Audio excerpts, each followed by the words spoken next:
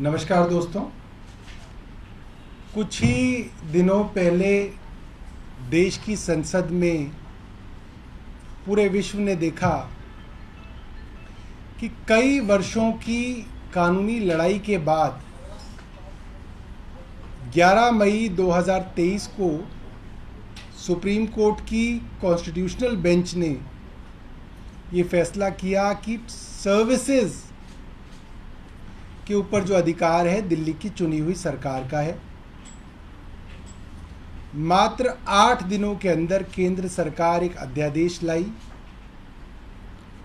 और supreme court की वर्षों की मेहनत को पलट के रख दिया। परसों संसद के अंदर कानून लाकर सुप्रीम कोर्ट की कॉन्स्टिट्यूशनल बेंच की जजमेंट को पलटा गया और मुख्यमंत्री जी ने कहा देश के प्रधानमंत्री जी को सुप्रीम कोर्ट के ऊपर भरोसा नहीं है। आज एक बहुत लंबी कानूनी लड़ाई जो 2015 से सुप्रीम कोर्ट में चली, पहले छोटी बेंच के पास गई, फिर कॉन्स्टिट्यूशनल बेंच के पास गई और ये फैसला किया गया कि जो चीफ इलेक्शन कमिश्नर हैं और जो इलेक्शन कमिश्नर है इनका चुनाव एक न्यूट्रल इंडिपेंडेंट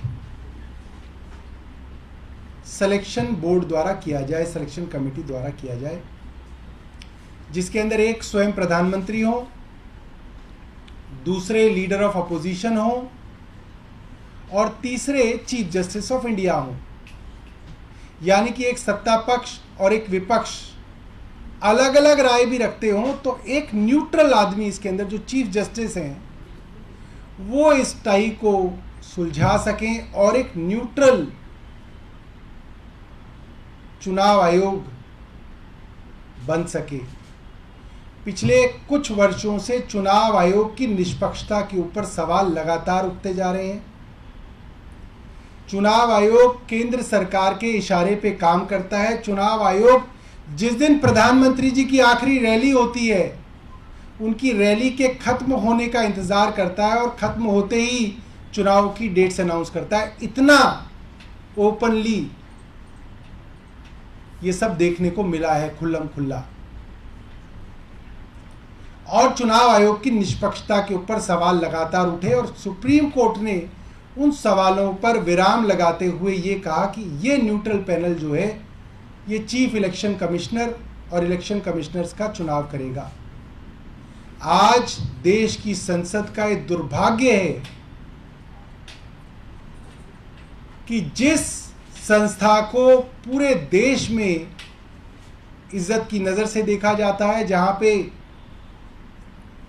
चाहे पुलिस हो, सीबीआई हो, इनकम टैक्स हो, ईडी हो, इलेक्शन कमीशन हो, इन सब संस्थाओं को जहां पे ढा दिया गया, इन सब संस्थाओं के ऊपर सरकार के साथ काम करने का आरोप लगता रहा। एक ही संस्था इस देश में बची है, माननीय उच्चतम न्यायालय। आज देश की संसद में इस कानून को लाके प्रधानमंत्री जी ने यह भी साबित कर दिया कि उनको देश के मुख्य न्यायाधीश तक पे भरोसा नहीं है। समस्या किससे है? कोर्ट ने कहा कि उसके अंदर प्रधानमंत्री होंगे, लीडर ऑफ अपोजिशन होंगे और मुख्य न्यायाधीश होंगे। और प्रधानमंत्री कह रहे नहीं, इसके अंदर प्रधानमंत्री होंगे, लीडर ऑफ अपोजिशन होंगे और उनके द्वारा चुने हुए उनके मंत्री होंगे। तो समस्या तो मुख्य न्यायाधीश से ही है कि मुख्य न्यायाधीश के ऊपर भरोसा नहीं है। उनकी जगह अपने मंत्रिमंडल के कोई मंत्री आ जाए तो काम बन जाएगा। मुझे लगता है कि इतना बड़ा अविश्वास देश के मुख्य न्यायाधीश पर जो आज देश की कैबिनेट ने और देश के प्रधानमंत्री ने जताया है, ये भारत के संसदीय इतिहास में काले अक्षरों में लिखा जाएगा। और ये बहुत शर्मनाक बात है कि आज उन्हें देश के मुख्य न्यायाधीश पे भरोसा नहीं रहा। कोई सवाल हो तो आप सवाल पूछ सकते हैं। सौरभ जी, पहले सरकार ही नियुक्त किया करती थी चुनाव आयोग, मुख्य चुनाव आयोग। उसके बाद जब मामला सुप्रीम कोर्ट गया था तब सुप्रीम कोर्ट ने कहा था जब तक संसद कोई कानून नहीं बनाती तब तक ये व्यवस्था चलेगी। तो केंद्र कानून ही तो बना रहा है। देखिए, ये आपका सवाल बहुत अच्छा सवाल है और सामान्य नागरिक के मन में यही आता है कि सवाल ही तो कि जो कानून ही तो बन रहा है। तो फर्ज कीजिए कि संसद के अंदर ये कानून बन जाए कि ये टेंडर वेंडर देने की कोई जरूरत नहीं है, जिसको प्रधानमंत्री का मन करेगा उसको दे दिया करेंगे। तो क्या ये कानून आ सकता है? या ये कर दिया जाए कि जो प्रधानमंत्री जी को पहला आदमी लाल टी शर्ट में दिखेगा उसको जो है खदानें दे दी जाएंगी। लोग लाल टी शर्ट पहन पहन के घूम रहे होंगे कि प्रधानमंत्री जी की नजर पड़ जाए, कोई खदान मिल जाए। या ये हो जाए कि जिसका सरनेम ए से शुरू होगा उसको एयरपोर्ट दे दिए जाएंगे। कोई अदानी है, कोई अंबानी है, कोई आ से और कौन से हैं, अनबरासू है, कई सारे नाम। ऐसे कानून नहीं बन सकते ना आप संसद में। इसका मतलब कोई ना कि संसद आपकी है तो आप अपना ही कानून बना लेंगे, नहीं। आपके देश में एक संविधान है, संविधान के बेसिक प्रिंसिपल्स हैं, basic principles of the constitution. आपको उन बेसिक प्रिंसिपल्स के अंदर ही कानून बनाना पड़ेगा। ऐसा नहीं है कि आपके पास मेजॉरिटी है तो आप अपने घर के कानून बनाने शुरू कर देंगे। इसीलिए देश के कानूनों के ऊपर, चाहे वो संसद में बने चाहे वो राज्य सरकारों द्वारा बनाए जाए, उनके ऊपर एक अंकुश है जिसको कहते हैं जुडिशियल रिव्यू। जो कॉन्स्टिट्यूशनल कोर्ट्स हैं देश के, हाई कोर्ट्स, सुप्रीम कोर्ट, ये किसी भी कानून का जुडिशियल रिव्यू करेगा। इसको उन पैमानों पे तोलेगा कि क्या ये कॉन्स्टिट्यूशनल प्रिंसिपल्स के अंदर है। उसी प्रिंसिपल के विरोध में मैं आपको बताऊं, जो एनजीएसी के कानून लाई थी सरकार, जिसके अंदर इन्होंने कहा था कि हम बनाएंगे सुप्रीम कोर्ट का जज भी हम ही बनाएंगे, उस कानून को सुप्रीम कोर्ट की कॉन्स्टिट्यूशनल बेंच ने पलटा कि आप कैसे बना देंगे भाई, अब जज भी आप ही बनाएंगे, पुलिस भी आपकी है, वकील भी आपकी है, जज भी आपके है, ऐसे कोई ना होता है। तो वो संभव नहीं है। जी आपने कहा कि जुडिशियल रिव्यू का अधिकार है जी, तो वो अधिकार तो अभी भी बरकरार है। ये कानून आता है तो उसके बाद कोर्ट में जाना ये ज्यादा उपयुक्त होगा या? बिल्कुल। अब क्या है, देश जो है कानून ही खेलता रहेगा कि अगर तुमने हमारा पलट दिया हम तुम्हारा पलट दिया, फिर तुम हमारा पलट दो। भाई ये कोई देश चल रहा है, कोई सर्कस चल रही है? आप समझ रहे हैं इस बात को? अमेरिका में बैठे हुए ब्यूरोक्रेट और लंदन में बैठा हुआ लंदन का प्रधानमंत्री आपके देश के बारे में क्या राय बना रहा है, आप ये सोचिए ना। आप कह रहे हैं कि हम जो है विश्व गुरु बनने वाले हैं। अरे आपको अपने मुख्य न्यायाधीश पे भरोसा नहीं है, काहे के विश्व गुरु बनने वाले हैं आप?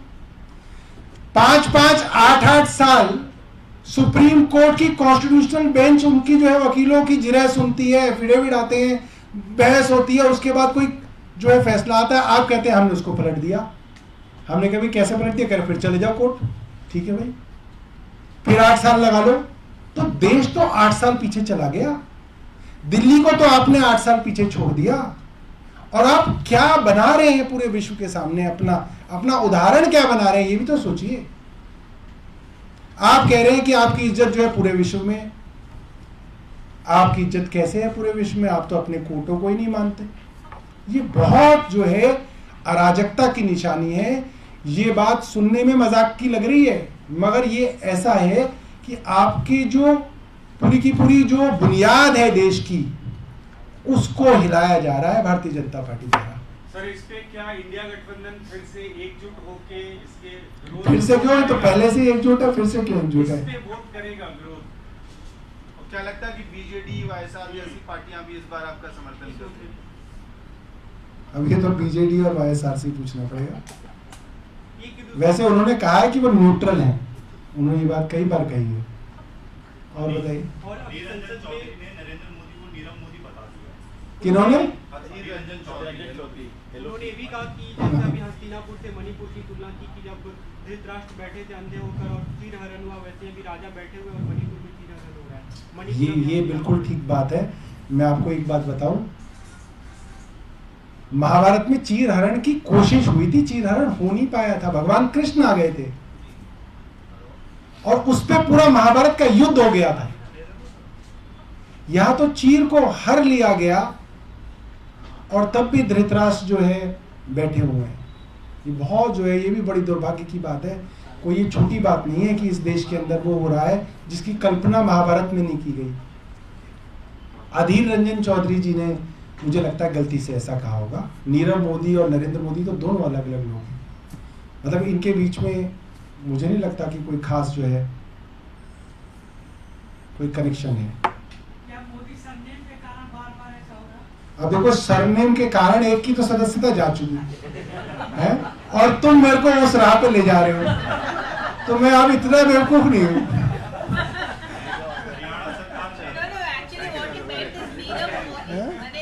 हरियाणा वाले ने, हरियाणा जो आईटी बराज था उसमें चीफ इंजीनियर निलंबित हो गया है। उस दौरान इंजीनियर ने बहुत कुछ कहा कि सरकार पैसा नहीं देती, मेंटेनेंस नहीं हो पाता, इसलिए ये बाढ़ जैसे हालात बने। देखिए, बड़ी मुश्किलों से भारतीय जनता पार्टी ने ये माना कि ये जो आईटीओ बराज है हरियाणा सरकार का है, वरना शुरू में तो उनके जो सांसद हैं रमेश विदुड़ी आदि, वो ये भी नहीं मान रहे थे कि आईटीओ बराज हरियाणा का है। और जब ये माना कि ये हरियाणा का है तो ये मानने लगे कि है तो ये हरियाणा का, मगर गलती अरविंद केजरीवाल जी की है इसमें। ये बहुत बड़ी बात है कि एक जांच हुई,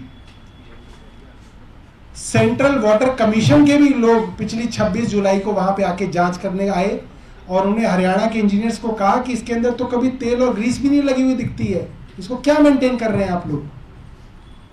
और अंततः हरियाणा सरकार ने अपनी गलती मानी, अपने चीफ इंजीनियर को सस्पेंड किया। वो चीफ इंजीनियर हैं जिनका जो एरिया ऑफ वर्क ही दिल्ली है। वो इकलौते ऐसे चीफ इंजीनियर है हरियाणा इरिगेशन डिपार्टमेंट के जिनका ऑफिस दिल्ली में राजपुरा रोड पे है, जिनका काम ही आईटीओ बराज को मेंटेन करना है। और उनके अंतर्गत आने वाले 4 और इंजीनियर्स को चार्जशीट किया गया है इसी चीज पे कि ये जो आईटीओ बराज मेंटेन नहीं हुआ। आपकी जानकारी के लिए बता दूं कि अभी भी सारे गेट नहीं खुल पाए, आर्मी नेवी के लगने के बावजूद वो गेट नहीं खुल पाए हैं। आप जाइए आईटीओ बराज अभी भी काम चल रहा है। तो ये जो साजिश दिल्ली के खिलाफ की गई वो आज जो है साजिश सबके सामने आई है। और मैं अब दोबारा हरियाणा के मुख्यमंत्री जी को कहूंगा कि अब आप जो है अपना अहम त्याग दीजिए। ये आईटीओ का बराज अब तो दिल्ली सरकार को दे दो। अब तक नहीं दिया, चलिए कोई बात नहीं, हमने इतनी चिट्ठी लिखी तब नहीं दिया, कोई बात नहीं, अब दे दो। ये दिल्ली सरकार मेंटेन कर लेगी।